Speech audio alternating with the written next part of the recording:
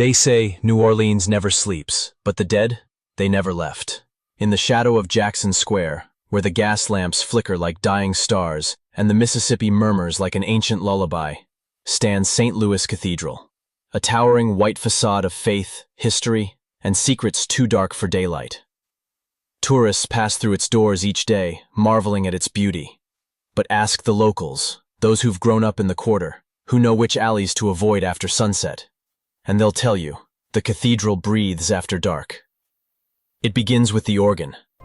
Long after the doors are locked and the last candle snuffed out, music echoes from within, low, mournful notes that drift through the still night air.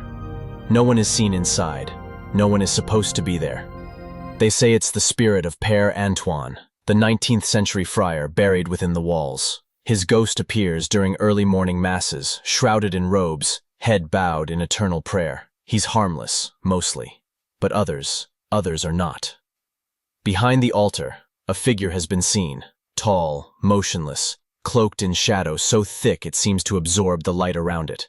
Visitors describe a feeling of being watched, as though something is lurking just beyond the corner of their vision.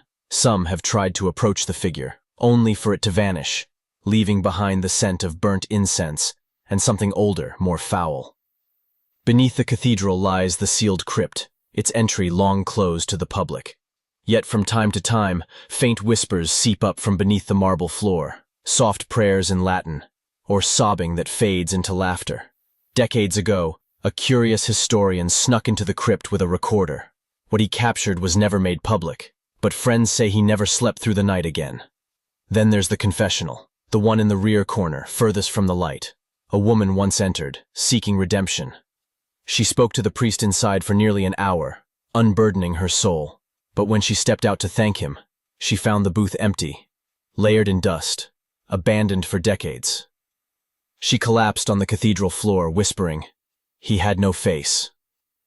Today, ghost hunters still try to uncover the truth.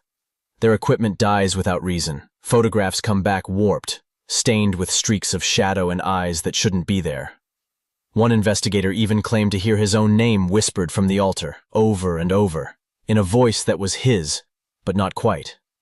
So the cathedral stands, eternal and unmoved, its bells tolling through the French Quarter like a heartbeat from another world. But if you ever step inside, alone, at dusk, and the air turns cold, and the silence feels too deep, remember this. In St. Louis Cathedral, the faithful are not the only ones who pray. Some things prey on you.